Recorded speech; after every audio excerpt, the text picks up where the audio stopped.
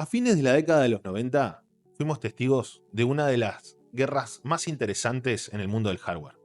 Por un lado estaba Intel, el gigante, el inmenso Intel, que venía fabricando productos cada vez mejores.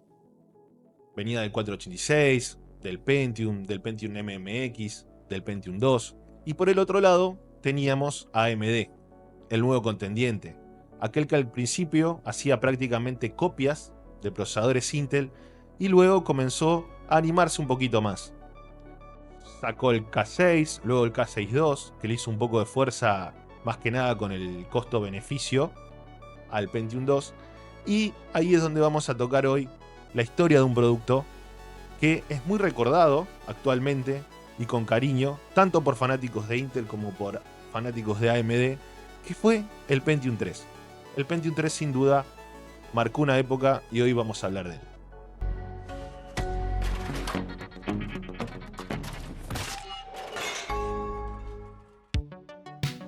El Pentium 3 fue lanzado en 1999. Por entonces, el Pentium 2 era el rey absoluto en lo que respecta a procesadores de escritorio, pero Intel sabía que no podía dormirse, ya que este procesador tenía una gran limitación. Su caché L2 estaba fuera del núcleo y funcionaba a la mitad de la velocidad del procesador, y eso se notaba cada vez más. Entonces, a principios de 1999, llegó Katmai. Así se llamó internamente el primer Pentium 3. Fue un chip que al principio parecía más de lo mismo, pero que traía algo importante, SSE, un nuevo set de instrucciones que cambiaría las reglas del juego. Katmai seguía usando el mismo formato físico que el Pentium 2, el famoso Slot 1. Estaba fabricado en 250 nanómetros, tenía 512 KB de caché L2 fuera del núcleo y alcanzaba frecuencias de hasta 500 MHz.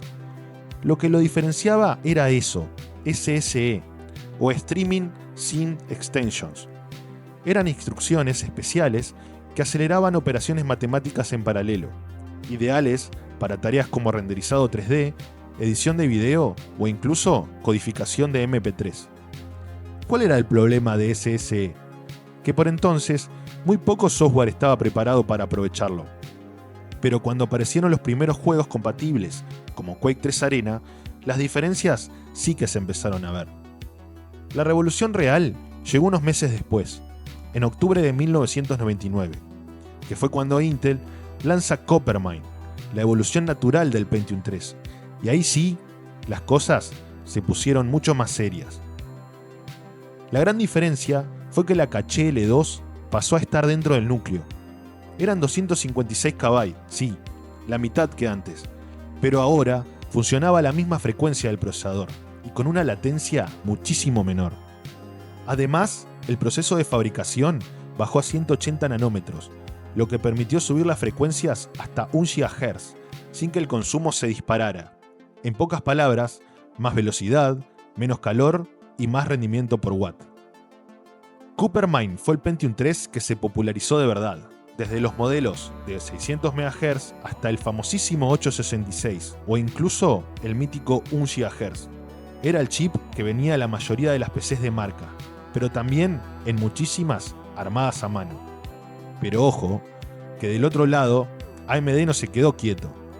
En el mismo año 1999 lanzó el Athlon K7, con una arquitectura completamente nueva y un rendimiento por megahertz que por primera vez superaba al de Intel en varias pruebas. Aquel Athlon tenía un bus frontal mucho más eficiente, una unidad de coma flotante más poderosa y llegó al famoso GHz antes que Intel. Fue el primer procesador de 1 GHz en venderse comercialmente, y eso fue un golpe fuertísimo al marketing de Intel.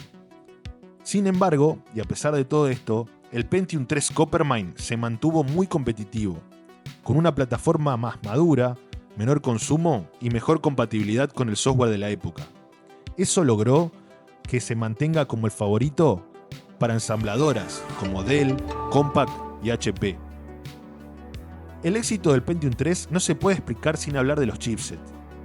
El legendario Intel 440BX, aunque no fue diseñado para el frontside bus de 133 MHz, se adaptó perfectamente. De hecho, muchos fanáticos lo overclockeaban sin problemas. Más adelante apareció el i8-15, que solucionaba muchas carencias. Soportaba AGP4X, ATA100 y PC133 oficialmente.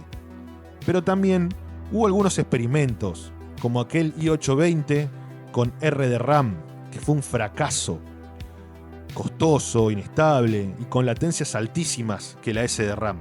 De hecho, cualquier Mother y cualquier experimento con aquella R de RAM fue un fracaso. Por todo esto, cabe destacar que muchos terminaron usando chipsets de VIA, como el famosísimo Apollo 133A, que ofrecían buenas prestaciones a menor costo, aunque con alguna inestabilidad en el AGP, que los overclockeros de la época sabían manejar muy bien. En juegos como el Quake 3, Unreal Tournament o Half-Life, el Pentium 3 Coppermine ofrecía una experiencia fluida, especialmente cuando se lo combinaba con placas de video muy fuertes para la época, como pudieron ser una GeForce 256. En tareas profesionales, como edición de video o render, en 3D Studio Max, el uso de SSE le da una ventaja clara frente a aquellos Athlon, al menos hasta que AMD introdujo sus propias mejoras en la línea Thunderbird. Donde el Athlon sí brillaba eran cargas pesadas de FPU, simulaciones, compresión, cálculos científicos.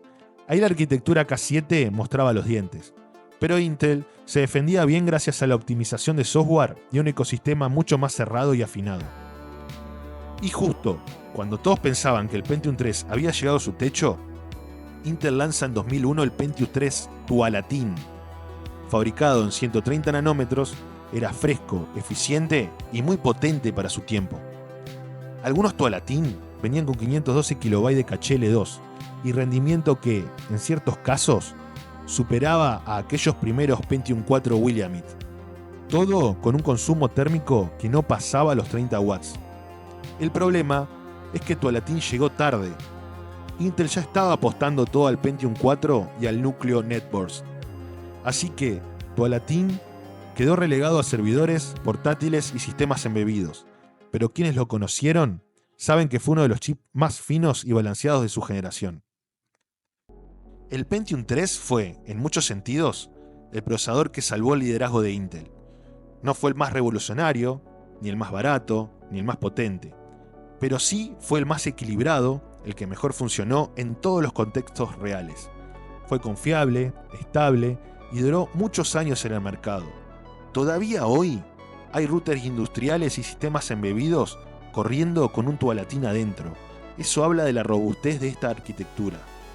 Y además, fue la última gran iteración del núcleo P6, el mismo que había nacido con el Pentium Pro en 1995 y que décadas después volvería, evolucionado en los Core Duo y en los procesadores modernos de Intel.